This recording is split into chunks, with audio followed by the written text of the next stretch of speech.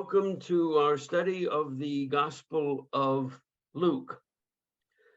Like Matthew and unlike Mark, Luke begins his Gospel with an infancy narrative, but his story is quite different from Matthew's story. I'd like to focus on a few differences. For one thing, the birth of John the Baptist is very prominent in Luke. We're told about how John's father, Zechariah, is struck deaf when he doubts that his elderly wife is going to conceive. But then when John is born, Zechariah gets his speech back and he recites the great prayer that is said every day in the church's official prayer. Blessed be the Lord, the God of Israel, for he has looked favorably on his people and redeemed them. He has raised up a mighty Savior for us in the house of his servant David, as he spoke through the mouth of his holy prophets from of old, that we would be saved from our enemies and from the hand of all who hate us. Thus he has shown the mercy promised our ancestors, and has remembered his holy covenant, the oath that he swore to our ancestor Abraham, to grant us that we, being rescued from the hands of our enemies, might serve him without fear, in holiness and righteousness before him all our days. And you, child, will be called the prophet of the Most High, for you will go before the Lord to prepare his ways, to give knowledge of his salvation to his people by the forgiveness of their sins. By the tender mercy of our God, the dawn from on high will break upon us, to give light to those who sit in darkness and in the shadow of death, to guide our feet into the way of peace. Every day, Catholics all over the world pray Zechariah's prayer as part of the church's official morning prayer. And then you remember how in Matthew, the main character of his infancy narrative was Joseph.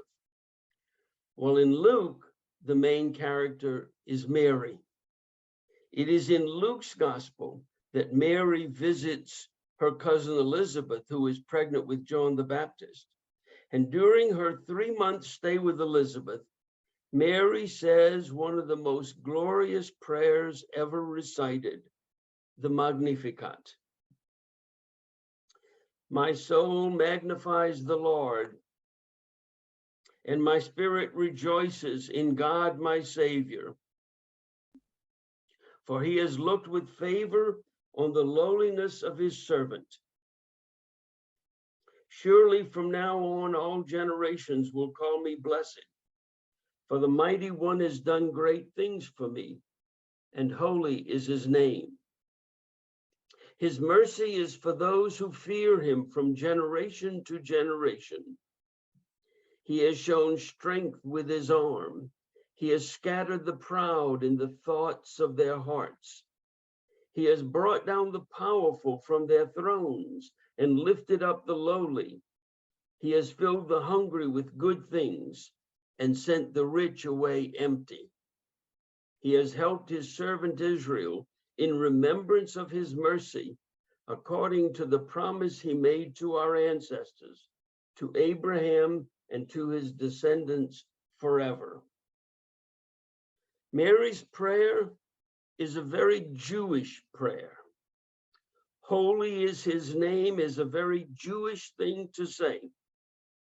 And even today, pious Jews will not ever say the Hebrew name of God, excuse me, the name that God gave to Moses. And then Mary says at the end of her prayer, he has helped his servant Israel in remembrance of his mercy, according to the promise he made to our ancestors, to Abraham and to his descendants forever. We must remember that Mary was raised in the Jewish faith and practiced her Jewish religion all her life. Even after the death of Jesus, she was part of the early Christian community that continued to pray in the temple. Look at what Mary says. We're pretty sure that Mary was in her mid-teens when she had Jesus. What kind of teenager says this sort of stuff? He has scattered the proud and brought down the powerful and sent the rich away empty. This is not the sweet, tender person we all love as our mother. This is a strong-minded woman who challenges the entire social order. Mary sees God as lifting up the lowly and filling the hungry with good things. Do we share Mary's vision? Is that how we see God? Mary's prayer is prayed every day by Christians all over the world as part of the church's official evening prayers. You will remember that in Matthew's gospel, it was the three wise men who came to visit the newborn child in Bethlehem. In Luke's gospel, it's not prominent people who can offer gold to the new child, but simple shepherds who come out of the field to pay homage to their new king. Mary's talking about lifting up the lowly, shepherds visiting the newborn child. We're beginning to see a pattern that will appear throughout Luke's gospel. Luke's Jesus is a champion of the lowly. He is God of the poor.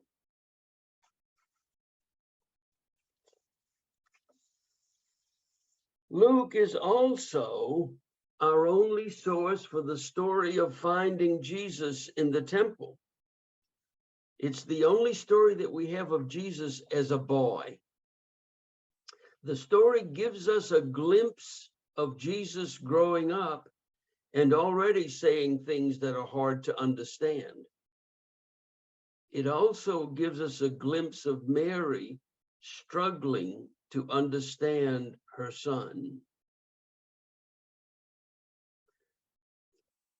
Luke has a genealogy of Jesus, as does Matthew, but Luke's is different because it traces Jesus all the way back to Adam.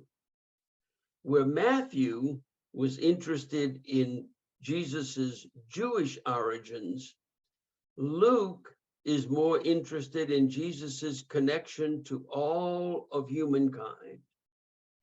Jesus is one of us. No matter where or when you live, you can say, along with everyone else, Jesus is one of us. Matthew has a Sermon on the Mount. Luke has a sermon on the plain. Luke brings Jesus down to our level. Remember, Jesus is one of us.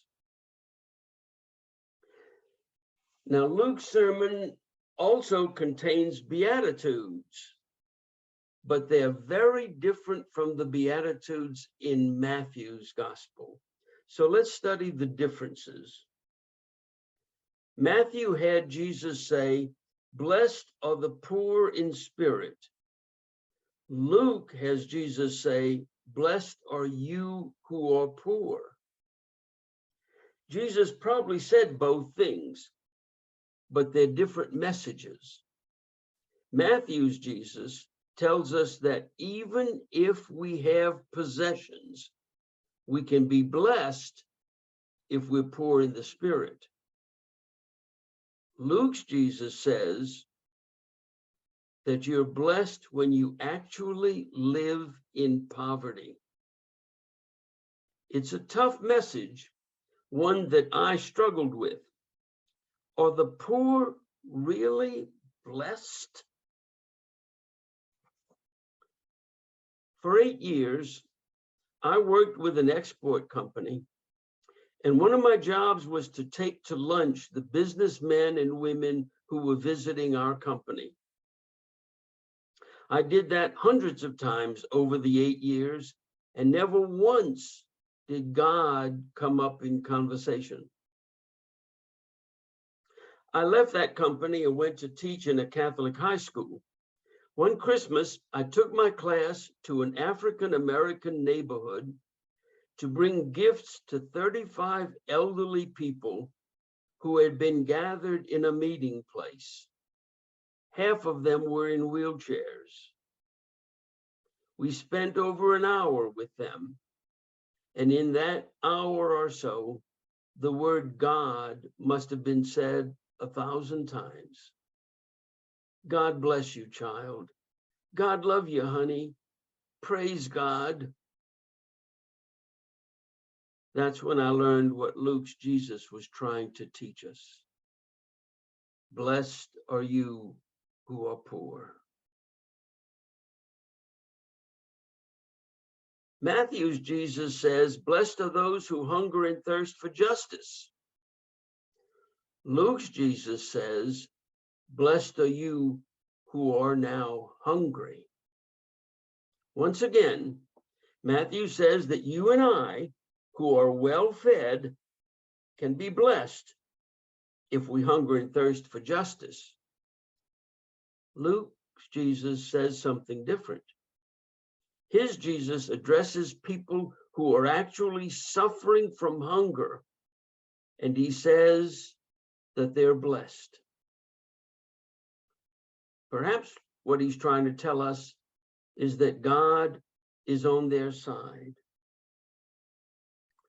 People who are well fed like you and me actually produce more than enough food to feed every man, woman, and child on earth. We just don't know how to get it distributed to everybody. Or maybe it's that we don't care. But God does. God is on their side. Blessed are you who are now hungry. Luke then adds something to his Beatitudes that are not included in Matthew's gospel. In Luke's gospel, Jesus not only says, blessed are you who are poor, but he goes on to say, but woe to you who are rich. And now I have a problem. You see, from the perspective of the United States, Dolores and I are rather middle class. We make less than the average income in the United States. But from the perspective of the world, we're rich.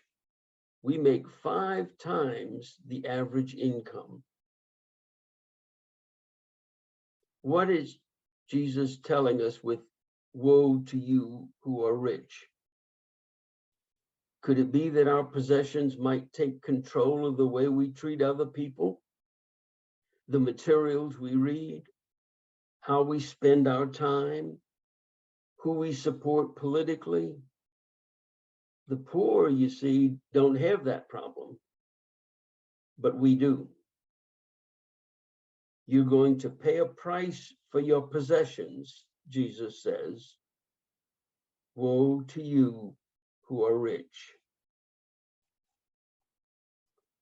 Jesus continues, woe to you who are full now, for you will be hungry. Woe to you who are laughing now, for you will mourn and weep. Woe to you when all speak well of you. You know, I never remember hearing about these passages in homilies at Mass. And that really should not be surprising. I mean, we don't come to Mass to hear this kind of message. We have plenty of food now, so we're destined to be hungry.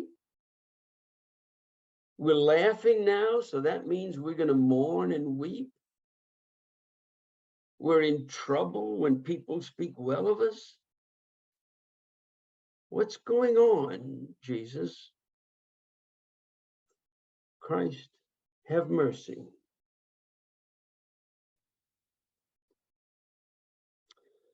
The Beatitudes aren't the only thing that's different in Luke.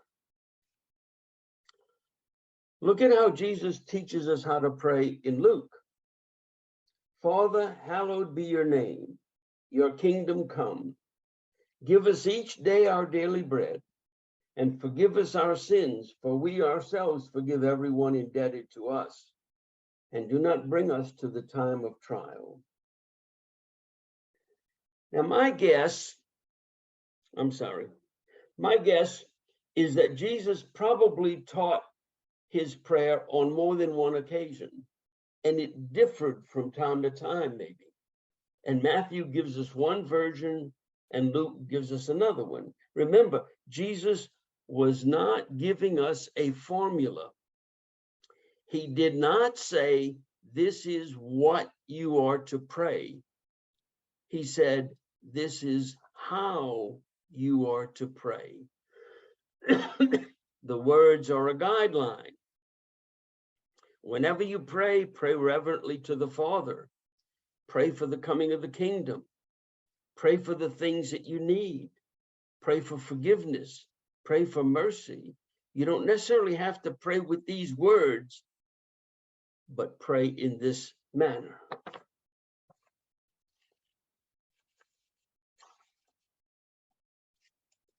Luke has some stories that are only in his gospel.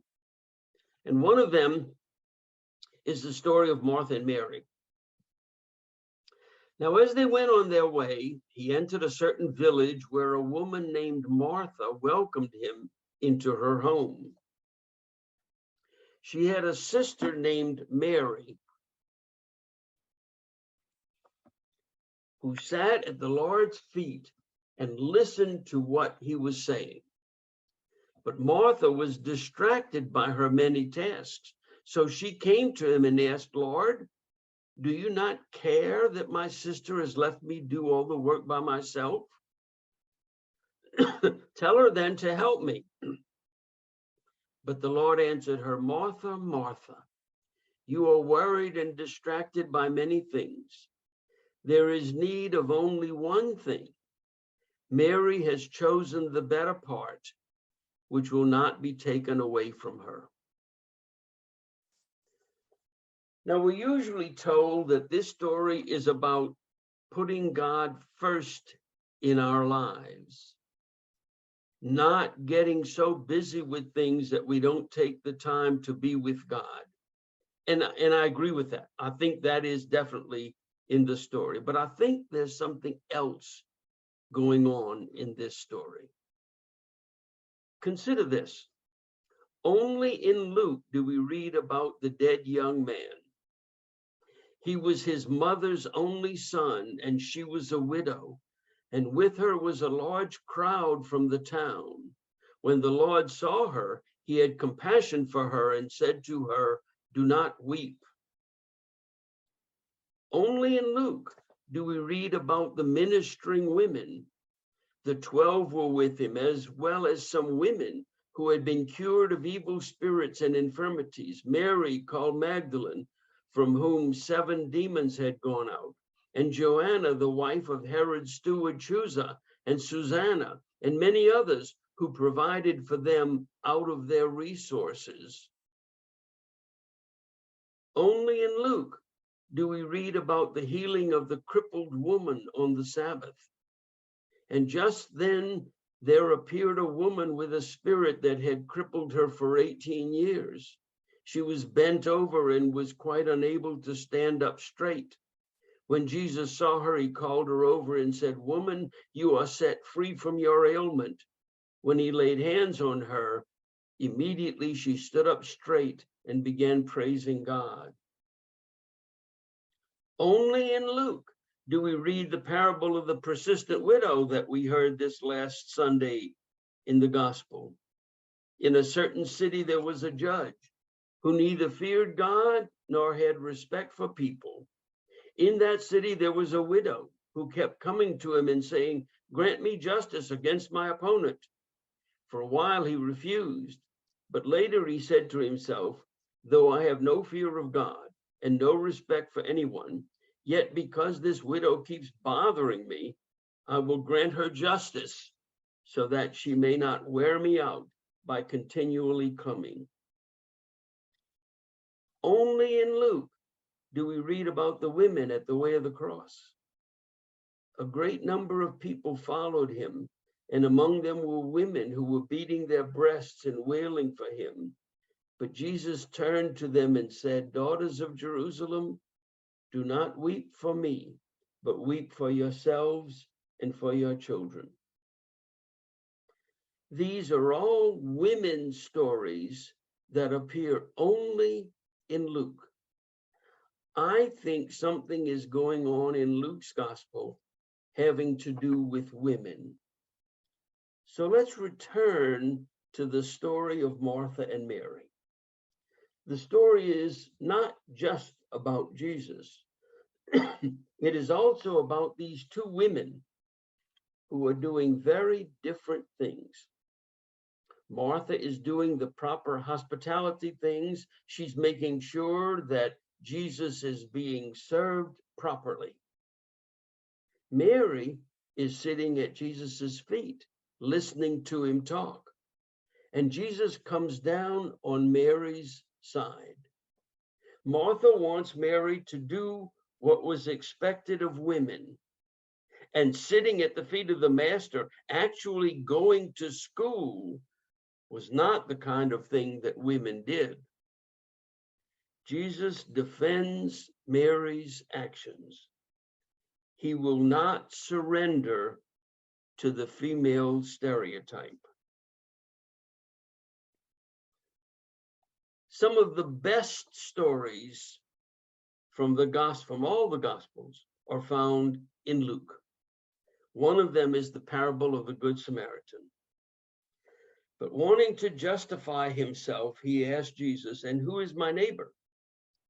Jesus replied, "A man was going down from Jerusalem to Jericho and fell into the hands of robbers who stripped him, beat him, and went away, leaving him half dead.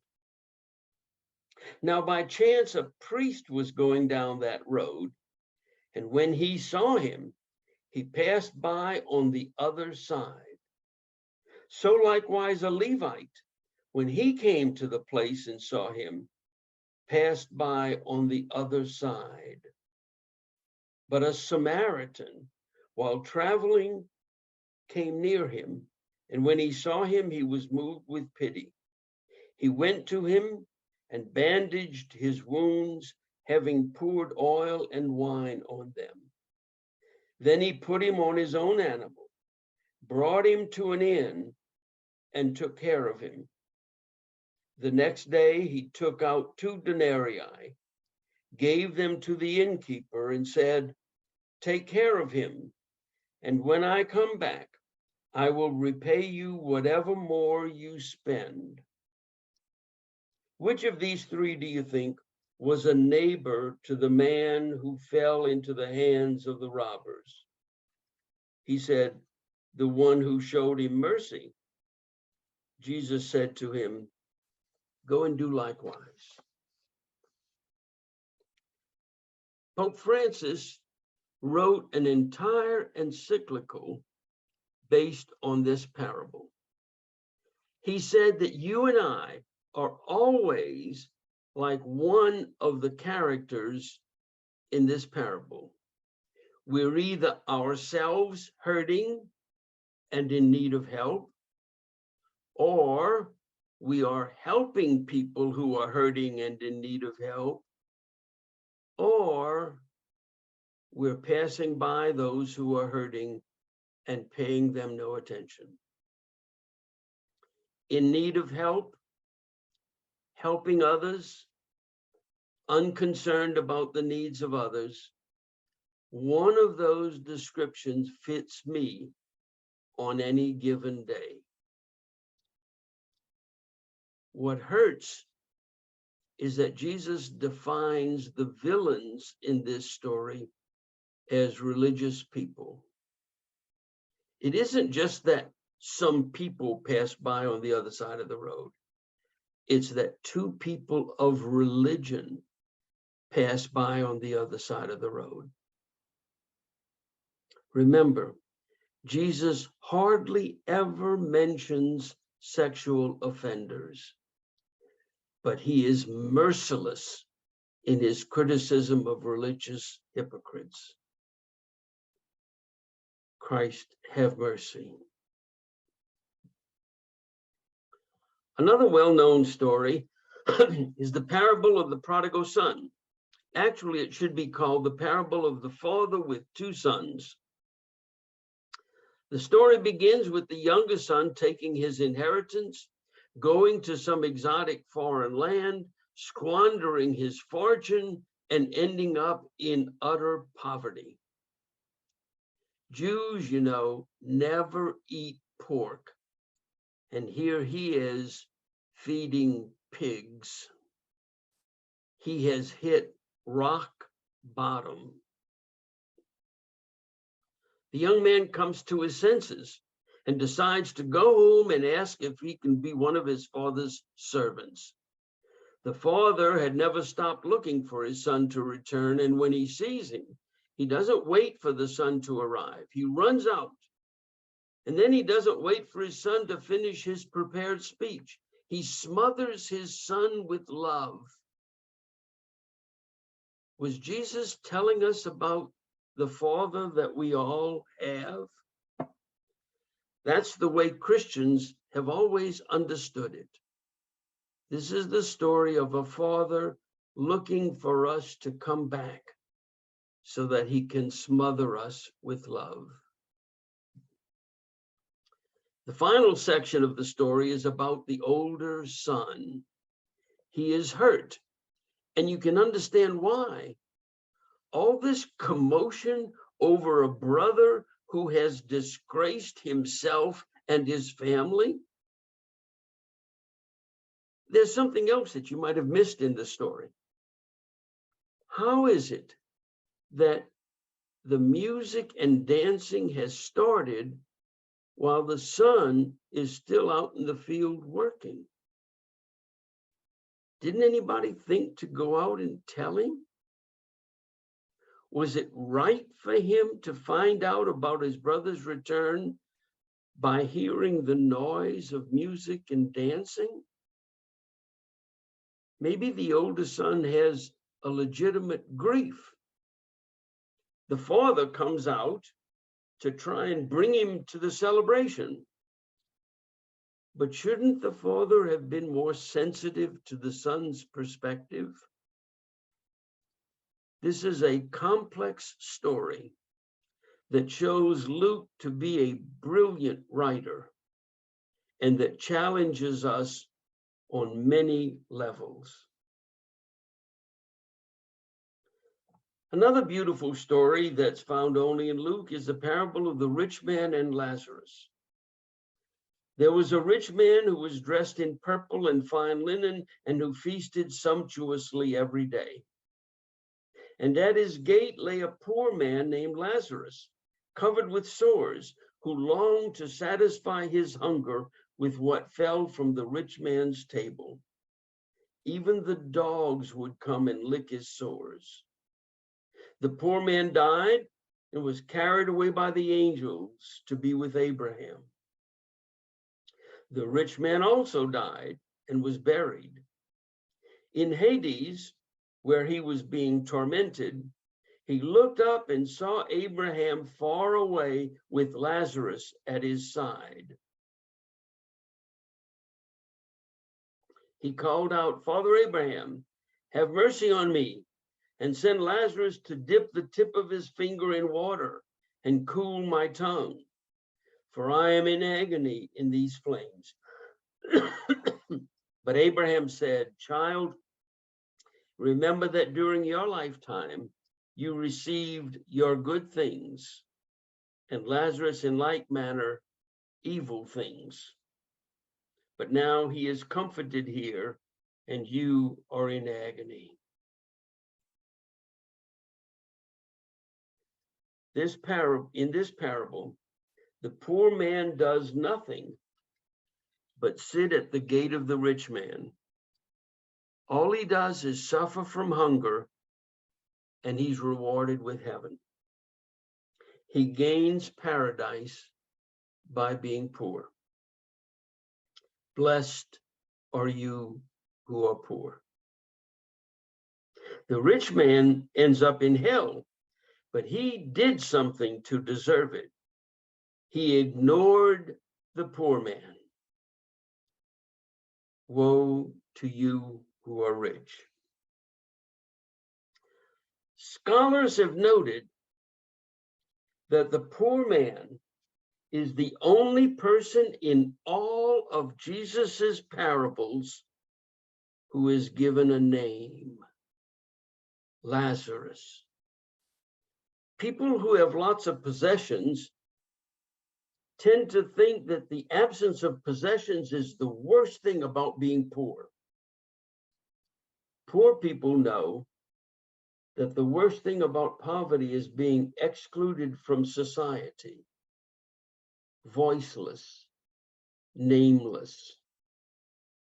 Jesus understood that, and he gave the poor man a name, Lazarus.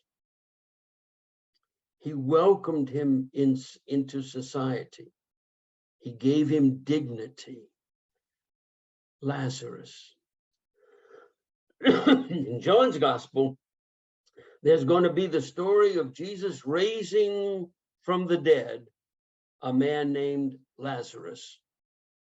The Lazarus in Luke's gospel is also raised to life out of the tomb of an oppressive society that sees no value in poor people.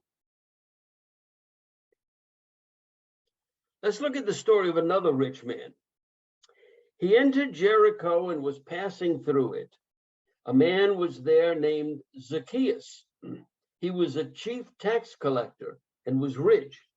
He was trying to see who Jesus was, but on account of the crowd, he could not because he was short in stature. So he ran ahead and climbed a sycamore tree to see him because he was going to pass that way. When Jesus came to the place, he looked up and said to him, Zacchaeus, hurry and come down, for I must stay at your house today. So he hurried down and was happy to welcome him. All who saw it began to grumble and said, he's going to be the guest of one who is a sinner. Zacchaeus stood there and said to the Lord, look, half of my possessions, Lord, I will give to the poor. And if I have defrauded anyone of anything, I will pay back 4 times as much. Then Jesus said to him, today, salvation has come to this house, because he too is a son of Abraham. For the Son of Man came to seek out and to save the lost. Here we have a decent, rich man. Jesus inspires him to give half of his possessions to the poor. And in response, Jesus says that salvation has come to his house. But look closely at this rich man. There's something else to him besides being rich. He collects taxes for the Romans, and so he is despised by the Jewish people. Moreover, Luke says that he is short in stature. The people probably made fun of him. They must have laughed seeing him up in that tree. Zacchaeus was himself oppressed. so he understood oppression. His generosity to the poor did not appear out of a vacuum. It was based on personal experience, and Jesus shook it loose. Most affluent people have little or no personal knowledge of the oppression experienced by poor people. They're going to have a hard time being like Zacchaeus. One more parable found only in Luke, the story of the religious leader and the tax collector. He also told this parable to some who trusted in themselves that they were righteous and regarded others with contempt. Two men went up to the temple to pray, one a Pharisee and the other a tax collector. The Pharisee, standing by himself, was praying thus: God, I thank you that I am not like other people, thieves, rogues, adulterers, or even like this tax collector. I fast twice a week. I give a tenth of all my income. But the tax collector, standing far off, would not even look up to heaven, but was beating his breast and saying, God, be merciful to me, a sinner. I tell you, this man went down to his home justified rather than the other. For all who exalt themselves will be humbled, but all who humble themselves will be exalted. Here again is that religious hypocrisy that we met in the parable of the Good Samaritan. The religious leader was identified by Luke as one of those who trusted in themselves that they were righteous. After all, doesn't he fast twice a week? Doesn't he put the full tithe in the collection basket? So of course, he regarded others with contempt. Meanwhile, the bad guy, the tax collector, hangs his head, beats his breast, and pleads for mercy. Who went home justified? Not the religious leader. He will be humbled. You know, think right now, our little gathering on Zoom, which one of us is the leader of this particular religious assembly? God, be merciful to me, a sinner.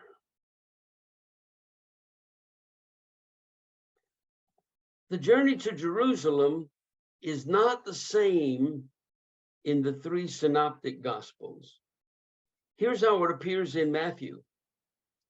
It starts in chapter 19 and it ends at the start of chapter 21. So a total of 2 chapters, and there's only 3 mentions of the journey. In Mark, it's down to 1 chapter.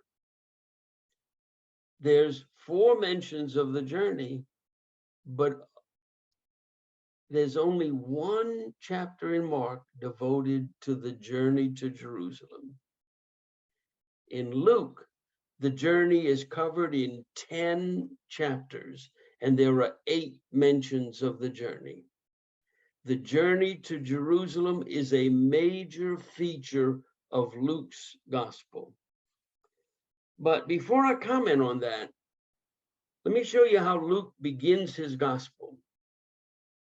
He says, since many have undertaken to set down a nearly orderly account of the events that have been fulfilled for us, just as they were handed on to us by those who from the beginning were eyewitnesses and servants of the world, I too decided, after investigating everything carefully from the very first, to write an orderly account for you, my most excellent Theophilus.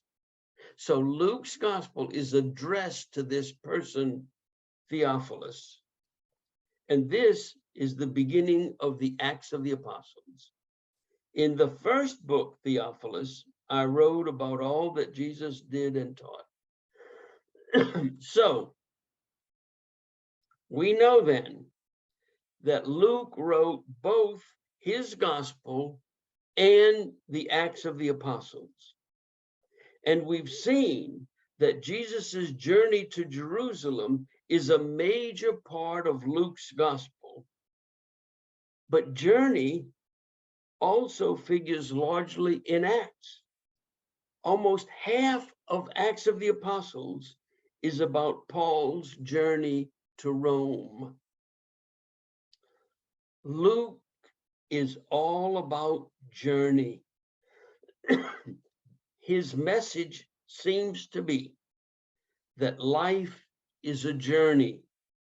And I am not the same with God as I was when I was 20, or when I was 40, or when I was 60, or when I was 80.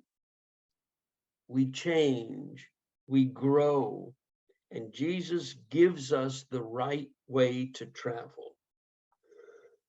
Excuse me. Luke recounts the passion and death in more or less the same way as Matthew and Mark, but his account of the resurrection includes two wonderful stories, and one of them is the story of the two men on the way to Emmaus. Two people have left Jerusalem and are on the road to a village called Emmaus.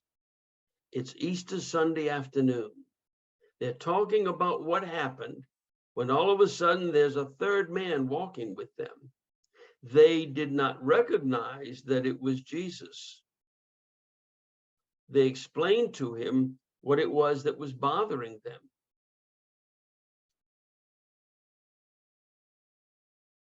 They tell him all about the trial and the crucifixion and burial, and that this morning some women found the tomb empty, and that some of the disciples went and checked and found that what the women said was right.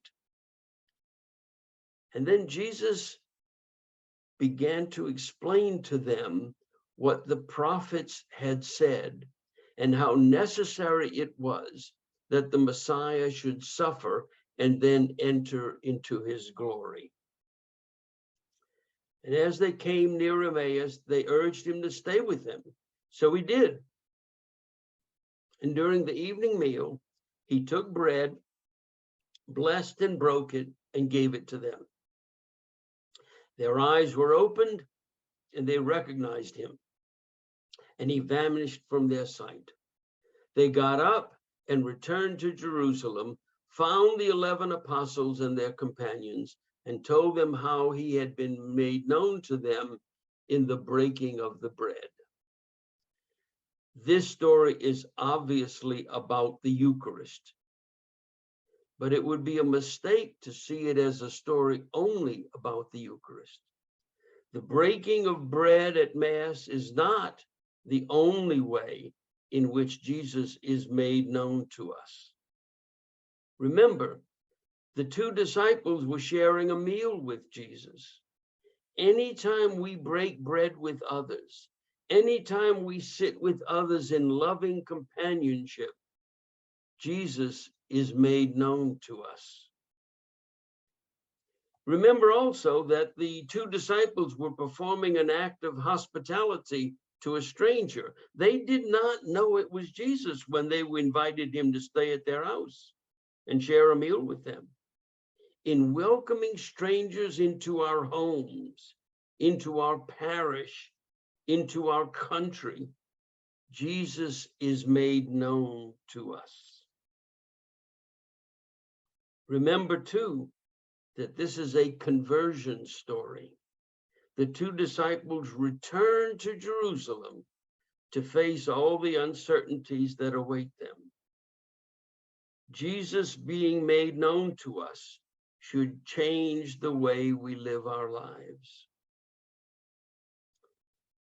The final story that appears in no other gospel but Luke is the account of Jesus's ascension into heaven.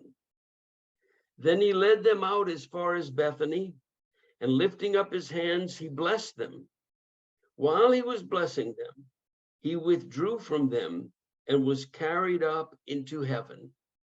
And they worshiped him and returned to Jerusalem with great joy, and they were continually in the temple blessing God. I think that the ascension is a great act of faith in us. Jesus leaves town trusting that we can finish the job that he began. He had faith in us. Can you imagine what it would be like if Jesus had stayed? Suppose at this very hour, on a different channel, you might say, online, Jesus was personally giving a talk. Or suppose he was actually in Charlottesville giving a talk. Would you have come to this Zoom meeting? Jesus understood that. So he got out of the way. Physically, that is, because he is still with us, of course, but not in his physical body. He's not going to come to Charlottesville and give us a talk. So you're stuck with me. And Jesus says with his ascension, you can do it, Jerry. Lean on me and we can do it together. But you're going to do the talking. I know you can do it. I have faith in you. All four Gospels teach us to have faith in God. Luke wants us to know that God has faith in us.